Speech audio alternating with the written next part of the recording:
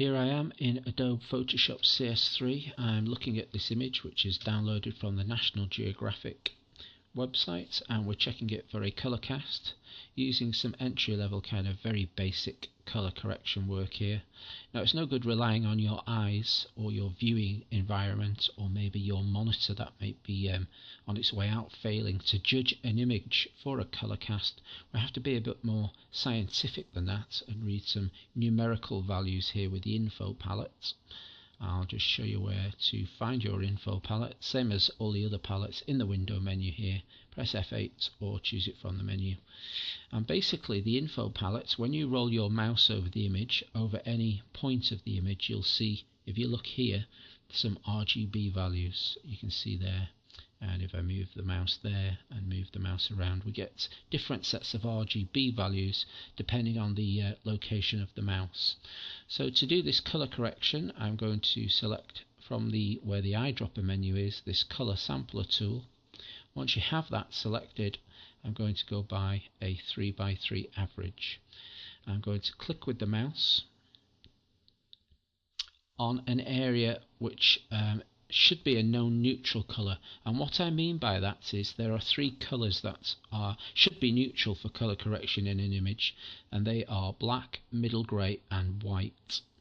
Middle gray is often the best one of the three to use, but if you're unsure of an area in an image that should be middle gray, then it's often easier to pick white or an area that you think should be white or black. For instance, if I move over the blackness of these letters here and leave the mouse there, watch these RGB values here.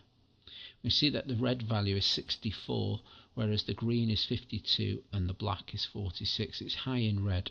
If we move over an area which we know is white on the wall or the white of the dress, then again the R value is 220, which is higher than the other two.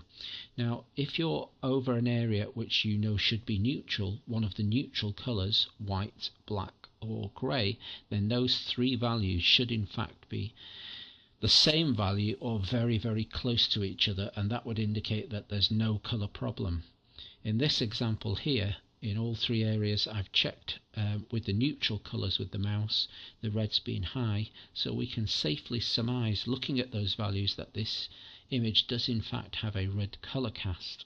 To fix that, we'll use the colour sampler tool here, again with a 3x3 average. I'll click on what should be a neutral area, in this case white, the white of the dress there, and that gives me this marker points here. Red is high at 211, the others two are in fact equal, green and blue, so it's heavy in red. All we need to do is make the red value equal to 195. Any way you choose to do that, there are lots of ways. We'll keep this simple by just going to the levels palette.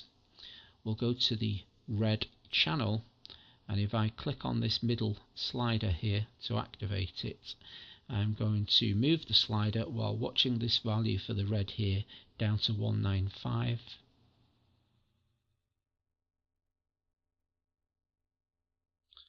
And you can now see that those three values match. This is before on the left and this is after the adjustment, so 195, 195 all the way through, and you can now see that there we've made this area that should be neutral to a neutral value. And if I show you a preview, that's before, heavily red, that's after. We can click OK. I'll zoom out and just show you that again. So this is before and this is after, and so that's some very simple color correction using some known neutral values. Now, if you're using Photoshop Elements and you don't have the ability to maybe drop a color sampler down, if there's no color sampler tool present in Elements, then you can simply use the eyedropper tool, and you'll have to roll your mouse over an area that should be neutral, either white, black or grey. Check the area of the neutral of the info palette. In other words, let me just get rid of this. So if I roll over the dress there and you look at these RGB values, you can see that the red is definitely high, whereas the green and the blue are very close to each other. So you'll have to just bring up levels, reduce some of the red, and go back to this area and try and get that red value in the RGB values as close as you can match to the other two values of green and blue. So it's a little bit more awkward and not so scientific, but you can keep going, reducing that red value.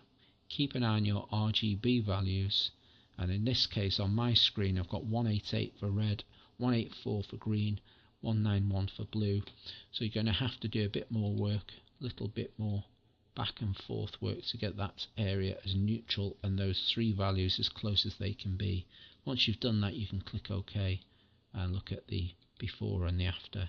As always, if you've finished, don't forget to flatten the image and then save it off as a copy. So that's some very basic color correction.